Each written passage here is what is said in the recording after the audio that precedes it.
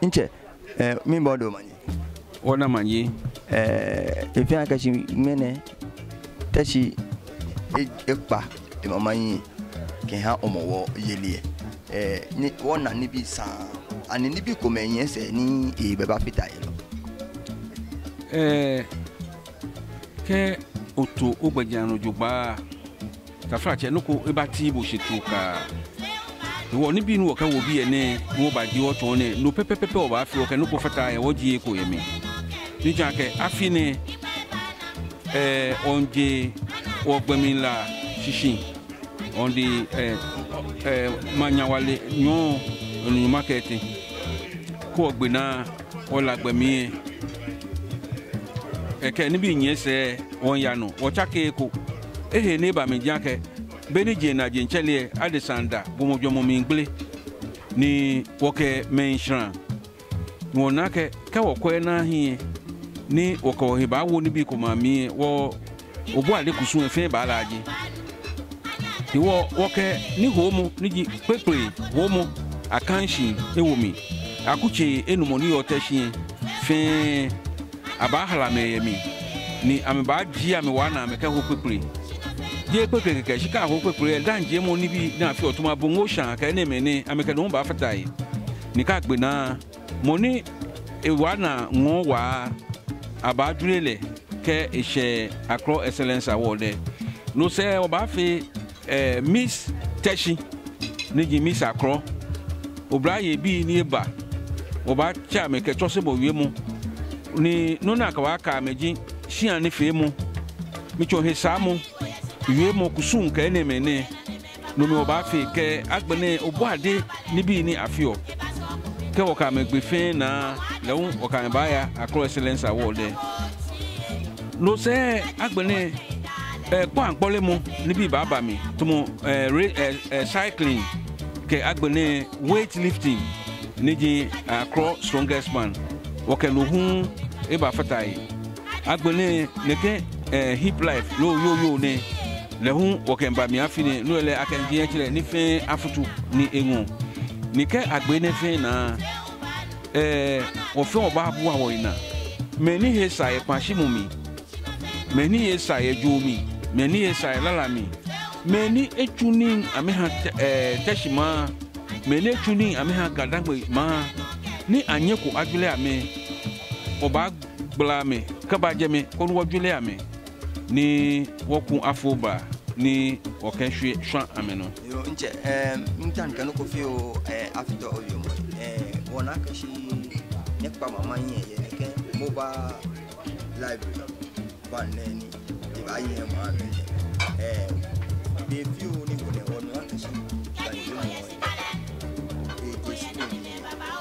to mo ye acho ye gane na to me ko ma yo ye ga na yo ga ni yo ko ke ni yo a jo ni ko ma and the mobile phone mobile library na woji fitri ye mobile phone alo eko me holo kenkren bo fe bo ni o kase mo ko manwie mo ha ke o ya kashi ni owo ni ola o manwie mo mi ola ye ni kenu ko shabo ojogba o manwie mo ba bo ajen ye bro fo wie mo mi iwo ke mo manko ye ni wie mo ni jo bo ade wie mo na kan wie mo elaji le be na kan ma tafra che elaji kura ni UNESCO eke ake ke obote manko mi ni ohye ma akrotia ni wie mo na yuo je ma obo ade wie mo ni be na kan ma wie mo elaji ke ote school ni aha ejomo ni be ka bi enhwe ni amen wie mo ni je ma wie mo amen yuo be na kan ma wie mo elaji onche mi nya fi oje no no wo fi oje ke wo ke gandanwe bi ni yo manse nshose wo ka mecha ya ko ni wo ke Accra library ni aba titiri ye wo ke chonloi ba pete library ni hefe ni library ba waye mo fe mo no to ogan wie mo owie lo kase lo kane aba bobure ni aba chonbo ni obale je library keke ni machine shi woke libraries koko me ni yo ebolewo woka me echaya woka woloko ta onu kan ni wo be ko e abanya ko ejeme na ka ba wo bi ene kuni oba no ba ko eke woka wiemu egbo eyahin agbone hu e ke ahagbe ni angamo school e beke bi ya me na kwa maka se no amenyi na me sho yakaka ahwemu na me fiti o ewo ne ke library ne hu e ba fo enese e ba ha tafrache ni le te ni enwewo won ne ba hye ne o manjakumi yo nche mintanka no kofi afitai fio ka wo ba no aka wo manche bi fio ko ba no manche ko tashi no aka wo manche ni ko o kan e blema wo jin manche ya da na wo eko no mini wo neke ni bi njepo yega ni feseje na kanga yo ayakashi bino bana manche mete ka me ye manche ye ekome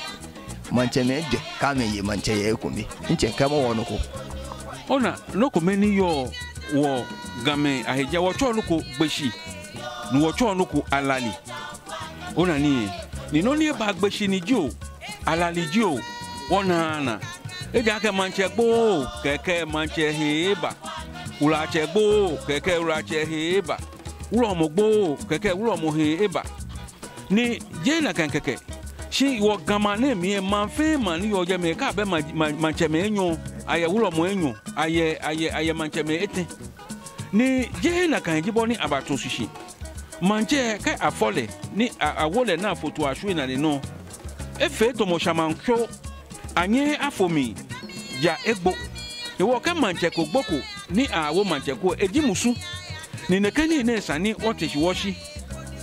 mwede mwe nu wotashi ko wotashi wonwe ashante ma wiemu woke wonwe achen ma wiemu wonwe akwamu bia wiemu ake amamekeba ni amentashi amenmo eja ake neke majin wujuji ni chene fe amefe amewaji cheme ameba heshi ko emanemi ni manemi amewo kesha amekusun fe mo na me ya ni wo shipoji ni wo hie de nche shipoji ko ojeti ni ame hafen elaji wo ni na gbe mi wo mo o ba to mo musu ta musu efo ona ni wo nkomo wo yi eja ke be mi ni wono ni wo fi ogiri ni wo play oni ahie ta frache wo yi ke koroe di me ni bayi wo heleshi ake no ni ya no je wo gbe fan no ni ya no musuni wo fose manche akashika hey manche fo afole manche lami ni ayo je shika akeyo ewo akeno cheme ani ahame koni mami ajo ni shi akwe ajo ni mle akwe koni tafrache ka won jebu e wo jenu ka won ye wonu okojian no ajo wo panu ogbla ni fe ahwe wo hin game gadangwe bi fe o wo pele wo hin o twa no manye dura bla wo nche o fana ni ke na fi o afita yambo o bla hin ni yo teshi amenje gbe kono ni esa a kochofa a sumba ba jini ba pite gbon nche mi no ko ye tafrache magba do fi o ni kema yue manse yue mu ake the devil always find work for the idle hand ona ni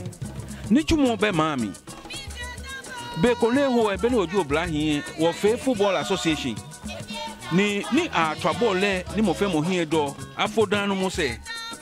afowu isele mo se sibia ne ni chumo be hwemo no ko be ona ni wo betolo ni ahite akonfran manche he na wo manche enile ne hin enile na wa le ko na ko badon hye bi ene eke bomoden ni eha amralofo afe ni chumo koni atan loko aha mo femu ni yo mami ni echu ke atue ne eke se bafo nyesa agbone chugwe ka ya afie ahie krante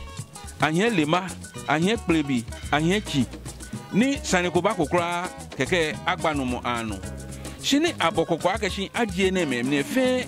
eviene je bi kome ese bafo shi fio ka wiemo ka twomo ka frache oba she he ni wo ya womba mambi fe akoko wombo blahin fe akoko aka wu ishele mu ekemo sheheko aka kakra ka trefo janu mu ekemo sheheko ni beshini mo fe mo no fi ene ka fa che mu moko ni bla bo no ka ya wo chi o ka gege me koni oko hia wo no ko ni ji mano ya ke chake mo ni chumomi koni wo hie aja anyen aka pa na ba shi ne ke mo ni amobo no hie kakra ke mo ni amobo ni obo ne ke to mo ne ko no hie leke ni ne gbebue mlako ba yu ni manche ko ba yu se